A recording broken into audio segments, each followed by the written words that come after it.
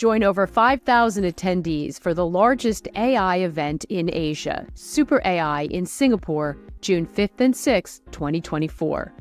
Edward Snowden, Benedict Evans, Balaji Srinivasan, and over 150 others will hit the stage, joining the industry's most influential to explore and unveil the next wave of transformative AI technologies.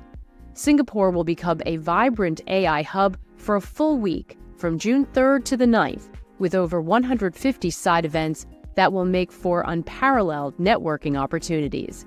Visit superai.com for 20% off tickets with the code REALVISION.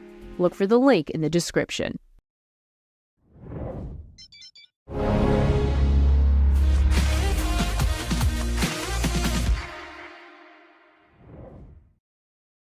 Will Powell be the Grinch that stalled the rally? Hi, everyone. Welcome to the Real Vision Daily Briefing. With me today, not one, but two. Tony Greer, founder of TG Macro and editor of the Morning Navigator, and Jared Dillian, editor of the Daily Dirt Nap newsletter. Hey, guys. So fun to have you both on. Maggie, what's happening? What's up? How you doing, JD? I got my JD bobblehead doll here. Looking good. Yeah, right? Looking good. I love it. I tap his head whenever I make money. Yeah, exactly. He's nodding in agreement. We thought it would be really fun to have you both on today, in all seriousness, because we're kind of at this interesting juncture. You know, markets had that big move in November, turning into December. I've talked about it with both of you on air.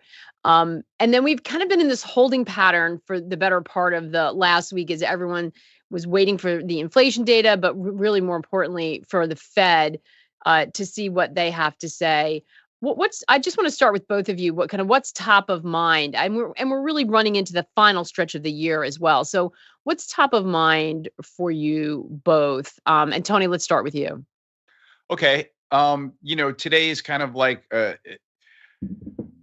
great example of kind of the way that I'm thinking. You know, the CPI data came out. It was pretty benign, kind of a basis point either way of expectations. And that is a trigger for tech stocks to rally to me under these kind of conditions.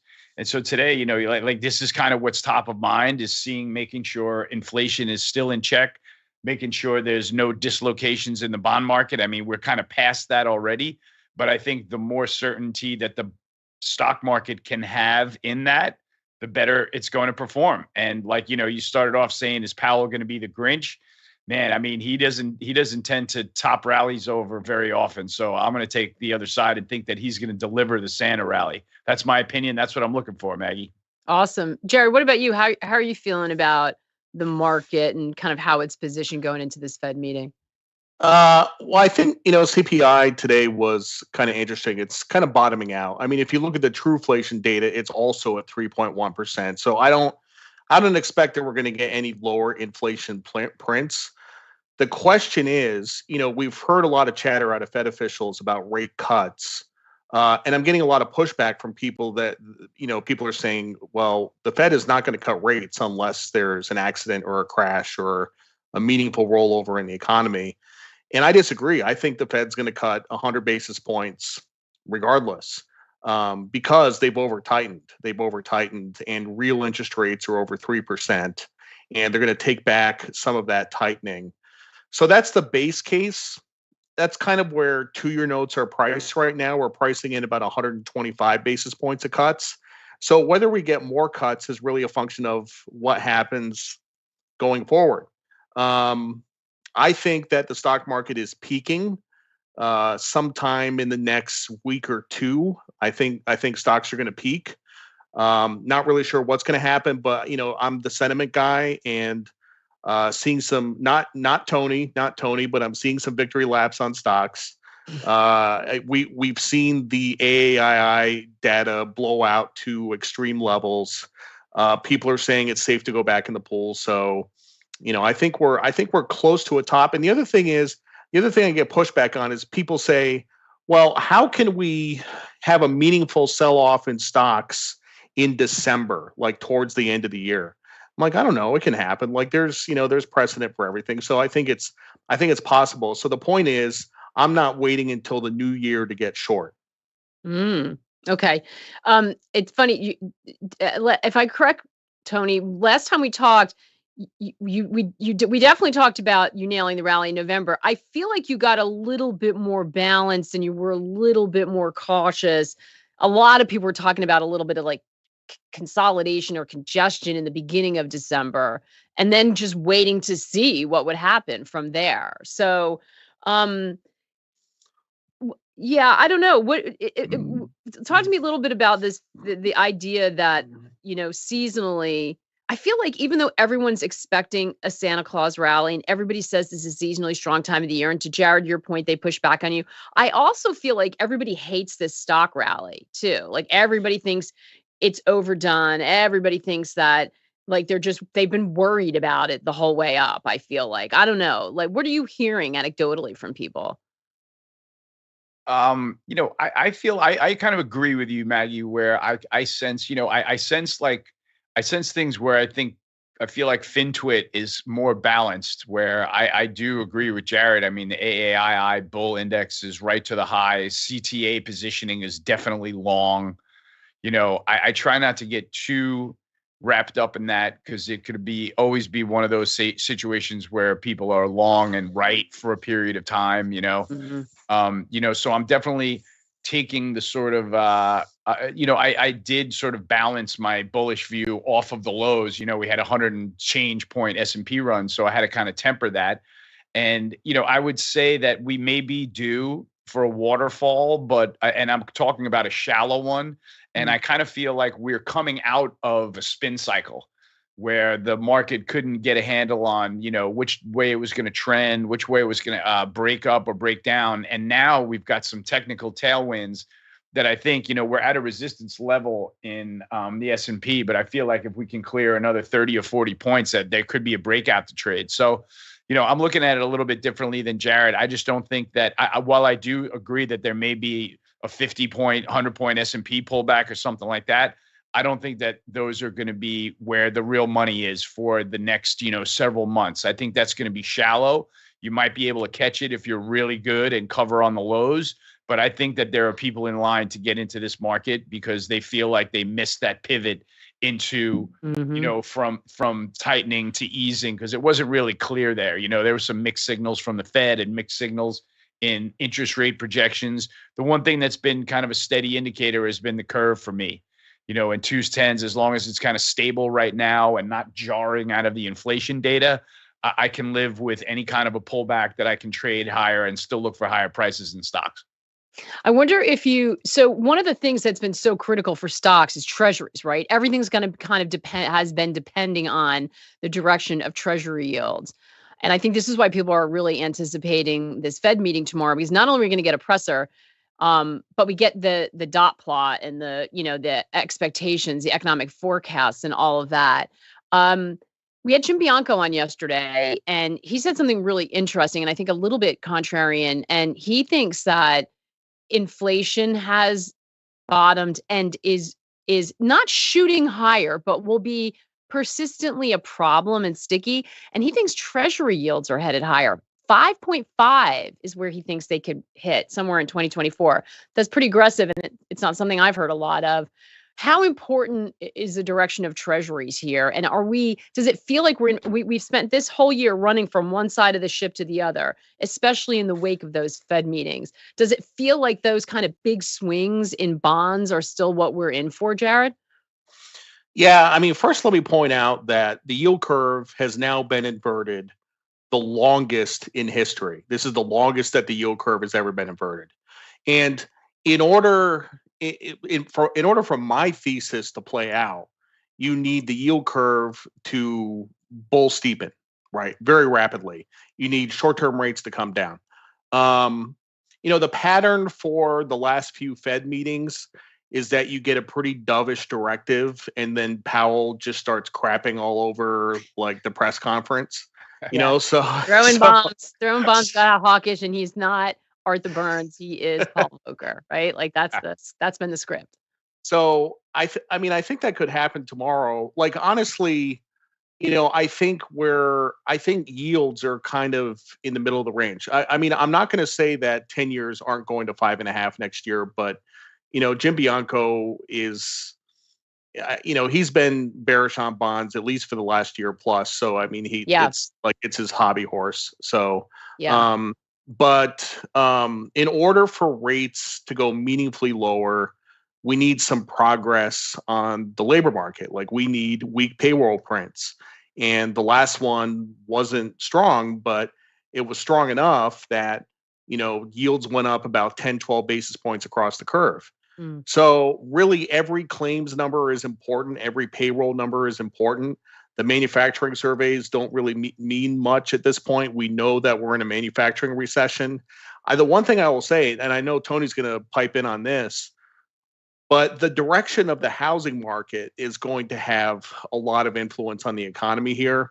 And I think the housing market is slowing meaningfully. You're starting to see prices flatline. You're starting to see offers come down.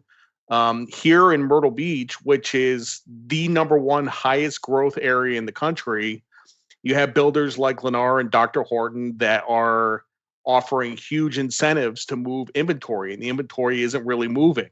So things are definitely slowing down. And I don't see how you could be bullish on home builders with the NAHB survey at 34. When the home builders themselves are telling you that business is not good. So, Yeah, and David was asking you both to weigh in on home builders because he believes that you are a bull, Tony. Do you have a different view than Jared when it comes to home builders? I have we have completely opposite views. That's what I mean.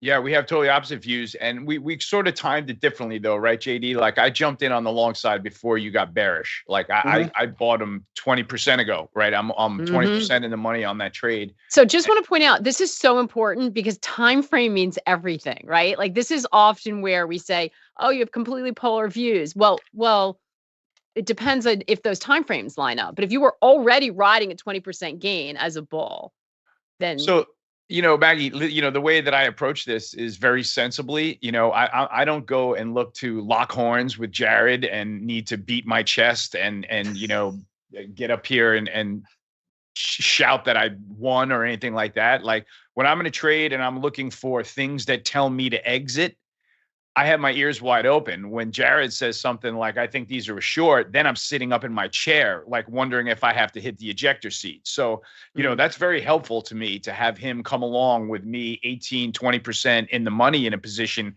ready to sell half on anything that, scares me. And, he shows up and says, I think these things are going to run out of room. So I hear him on the NAHB. That's interesting. And I think what that is the market reacting to seeing this violent move in interest rates.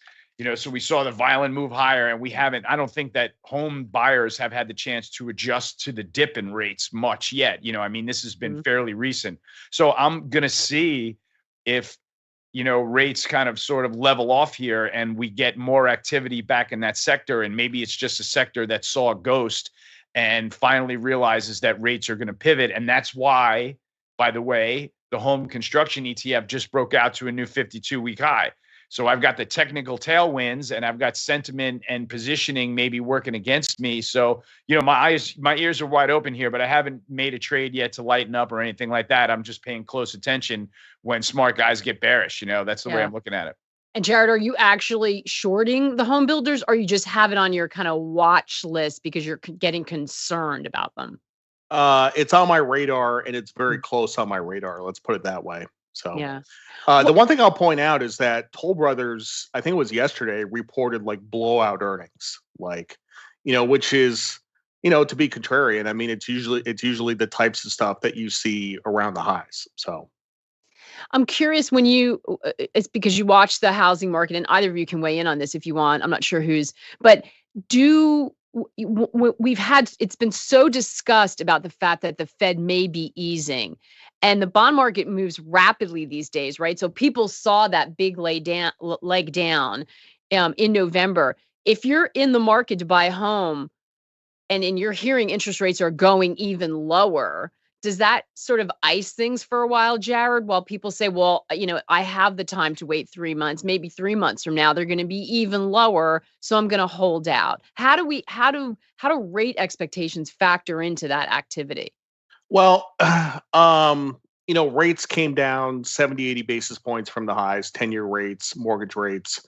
And I mean, I think that was welcome, but I haven't seen a noticeable pickup in activity since rates came down, which means a couple things. It means one, maybe people think rates are coming down more and they're waiting, or two, they haven't come down meaningfully enough to really make a difference in a monthly payment, and they need rates to come down much more. So either it hasn't been enough or people are just waiting. The other thing is that, in home buying world, like this is a traditionally slow time of the year. Like, November, December are very slow. Around here, things will pick up again in January and things will really pick up in March. So we kind of don't have enough information yet to like just really make a call and say, the housing market is going down or collapsing. Yeah. But worth pointing out that it's on both of your watch lists for different reasons. Related to bonds, question from Jens. VIX at its lowest for over 1 year, bond volatility high. Which will mean reversed first? I would say the VIX. If we top out next week or the week after, like the technicals are telling me it's going to happen, you'll see a pickup in the VIX to 16 or 18 or 20 or something like that. I think somebody sent me an email today. I actually wasn't in front of the screens after like 12 o'clock today, but the VIX is close to the 11 handle, which is a 5-year low. Like that's significant, Yeah. Can we watch the VIX like we used to, Tony? I think there's some question about that. Yeah, it's still a useful indicator for sure. It's very useful to see it respond to different things in the market. Definitely it's interesting watching it respond to the bond market in the curve. I would say though that literally after the last two CPI data that came out and then watching the commodity market spill, I feel like the chances of a bond market dislocation lower in this bear market, which would be a spike in volatility, are like zero now. So that I feel like that it's definitely the VIX that will pick its head up first. And I don't think that the bond market is going to be scared of an inflation number. Everything is going to be taken with a grain of salt now because we saw the turn. So, yeah. Question from Ralph. So you just mentioned commodities, which we need to talk about. Question from Ralph for Tony: how low can nat gas go?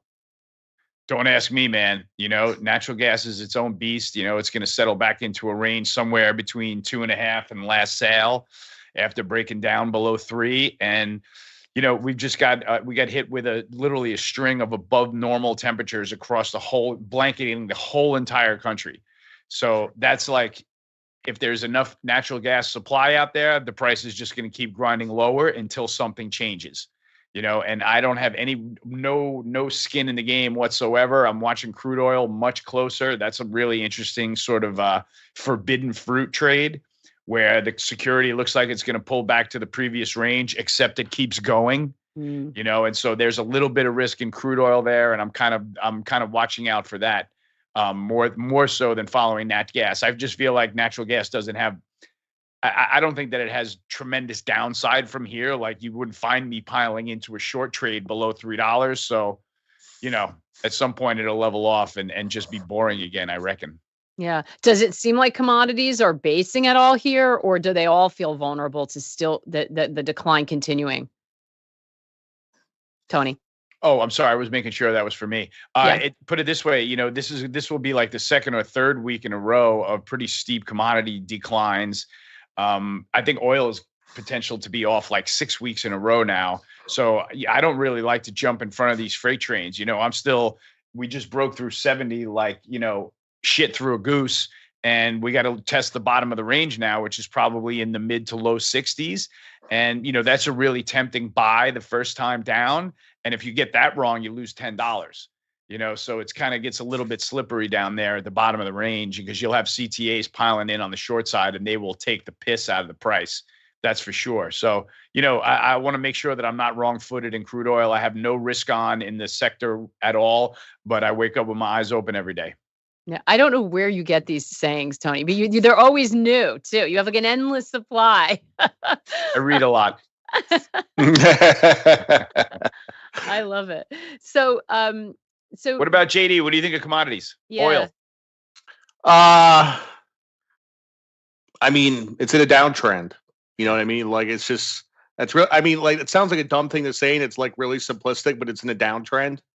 And my thesis on oil back up around 80 or 90 was that I'm sort of the recession guy, and I thought we would get a recession and oil prices would go down. Well, the interesting thing is that the economy is still strong, and oil prices went down anyway, which means this is really more of a supply story than a demand story. And to let me frame that for you, like if this turns into a demand destruction event too for energy, like I mean, I think the bottom is potentially much lower than we thought. I mean, I think most people thought the bottom in oil could be high 50s, low 60s, something like that. But if we were in a recession tomorrow, I mean, it could be 30, 40. I mean, it could use your imagination. So I don't think there's enough. I don't think there's a shortage of inventory, and I mean, I don't think there's enough inventory around to let it get it that low. But yeah, I do think it's vulnerable as well. Yeah. Do you guys think there's a recession coming? I think there is a mild recession coming. I think there is a mild recession coming. That's a lot of people, when they think of a recession, they think of 2008 because that's like the last real recession that we had. So they think of 10% unemployment and bank failures and job losses and stuff like Armageddon, that. Like all recessions are. And if you remember back in 2021, we had 2 quarters of negative GDP, which was a technical recession. And the NBER said, no, it's not really a recession. We're going to change the rules and not call this a recession. Remember that? But we actually were in recession for a short period of time. Exactly. And JD, remember, that's when we had the negative sentiment bubble in the stock market, right? And the stock market was down around 3,600 or 3,700. And we had that plunge to 3,500 and back in the same day. And that was the end of the sell-off. And I think you were bullish down there because the negative sentiment bubble could not have been bigger. No, it was one of the biggest bearish sentiment bubbles we ever saw. So it was just, it was amazing to see it come out of that. And, but we'll see what happens now. So G Blackburn asking, T-bills still attractive? ? Why not stay liquid and short? Either of you. T-bills still attractive. Why not stay liquid short stocks? Is that what he's talking about? Yes, I assume. I mean, T-bills are more attractive than ever, right? If you can get 1-year bills at wherever they are, like 5.1% or something like that, like Fed funds are coming down. Rates are coming down. If you can lock in 1-year money at 5%, you should absolutely do that right now, for sure. Like and even twos at like 450 or 460 or something like that. Like that makes sense. So it's going to take a while. What is it going to take to move people off the sort of out of that market, I guess, for rates to come down, right? I mean, if they start easing, is that what's going to finally move? And presumably that benefits stocks, no? Because I was just going to say, or stocks to start performing and igniting animal spirits, and then you'll start seeing some of that money that is actually, I believe, is on the sidelines. I mean, everybody that I know has stuffed a little money in the 2-year note at 5%, or a lot of it. And if stocks start soaring and the NASDAQ is up 25% on the year and is up 5-6% in the next quarter, man, I mean, that'll be way more attractive than 5% over 2 years or something like that. So that's something that I'm looking for to happen, where the stock market can pick up a little bit of tailwind into next year. When we're talking about the stock market, Tony, Lena asking, what about the tech sector, which keeps pushing higher even as it looks like it's topping? When we're talking stocks, do we expect more of a broad-based advance like we saw in the beginning of November, or does this narrow out again? And is it really that sort of Mag 7 pushing everything again? It's probably Mag 7 pushing everything again, Maggie. I feel like if rates are going to be at least range bound to lower, or at least that we've seen the high in yields, and they're not going to go higher in the next, 6 months, 3 to 6 months, or even be projected to be, raised in God knows how long. That's just the environment that sets up for them to perform well. Like whether we like it or not, those stocks do very well in low, steady interest rate environments. And as much as, I can hate on a couple of them, I just can't come up with a thesis to be short them, or certainly put money the opposite direction against those stocks if we're not going to be raising rates. I mean, that was the thing that was so obvious about last year when the NASDAQ got killed, right? Inflation reared its head, rates went higher, and money flowed into hard assets, and it came out of tech.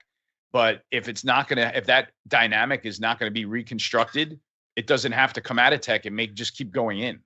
Yeah, and to that point, we know Raoul has been talking, and Julian Biddle talk about this a lot. Kevin Kelly was on with me last week, and he made the point that it doesn't have to be a massive amount of central bank easing even for it to make a difference on that liquidity play and for it to drive money into risk assets. Now, that was just his opinion. But Jared, what happens? So I have two questions for both of you.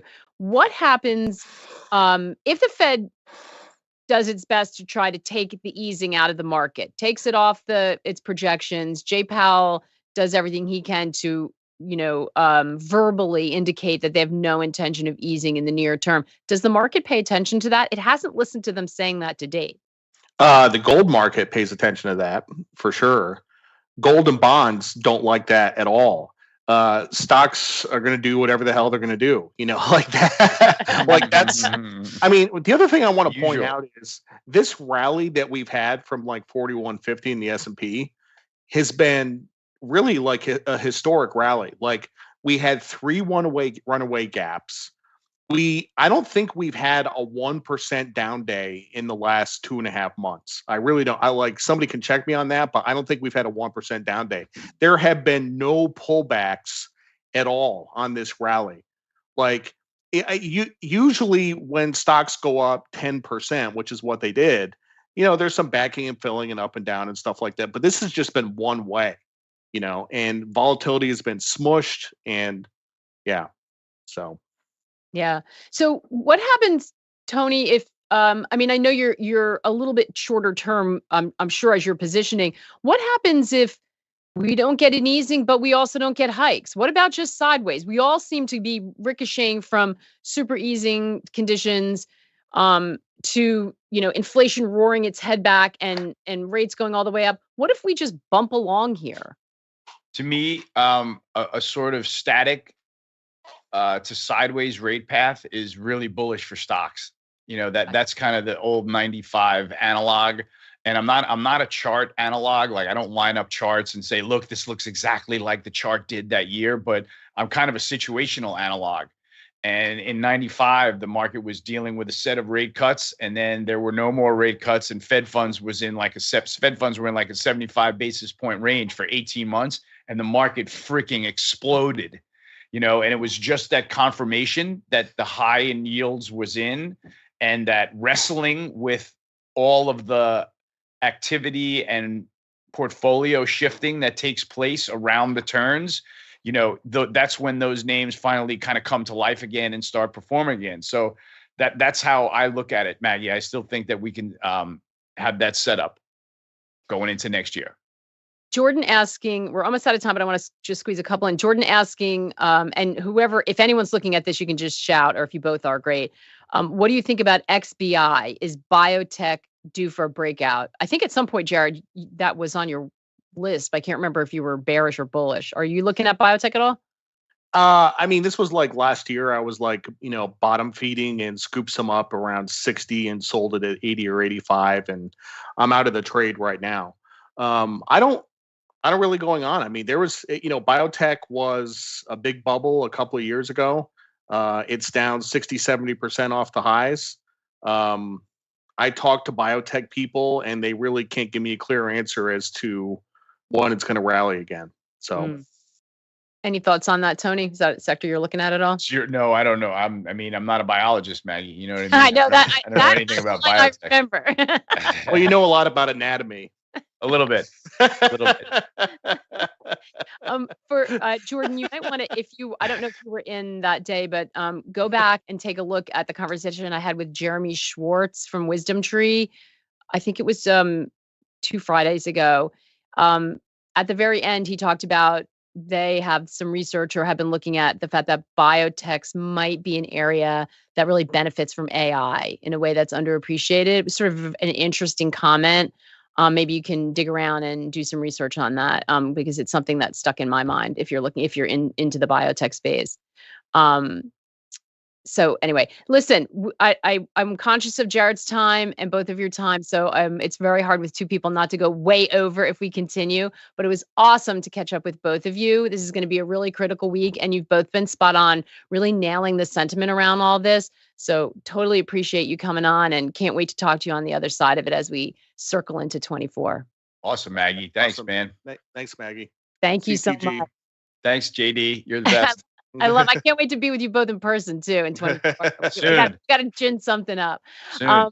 Just a reminder for all of you programming note, in just 2 days, starting Thursday, we kick off our last event of the year. It's the Crypto Academy Live. It's virtual Thursday, Friday. We have a great lineup and it is free. Members will get access immediately. If you are not a member, go to realvision.com/get ready to create a free account and register. Here's Raul with a little bit more on what to expect. As you know, crypto's on the bull run. We're transitioning from crypto spring to crypto summer. It's when things get exciting, but it's when everybody loses their minds. And your one job in a gift of a bull market is not to fuck this up. So one of the key ways of not doing that is to educate yourself. And we passionately believe in education at Real Vision. And one of the things we're doing for you, which is absolutely free, is we've got Real Vision's Crypto Academy Live, which is 2 days of programming to help you not fuck it up. And I think you're going to find it really valuable. And again, it's free. If you're interested in joining us and leveling up your knowledge, ready for the crypto bull market so you don't fuck it up, then join us, realvision.com/get ready. It's as simple as that. It's free. You get everything that you want. If you are a Real Vision member, you get this already, so you don't need to do anything. Also, if you are a Crypto Academy member, it's also included in your package, so you don't need to worry about that. Anyway, realvision.com/get ready, and don't fuck this up.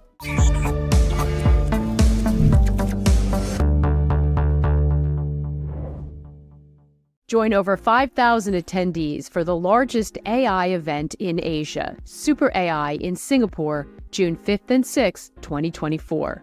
Edward Snowden, Benedict Evans, Balaji Srinivasan, and over 150 others will hit the stage, joining the industry's most influential to explore and unveil the next wave of transformative AI technologies.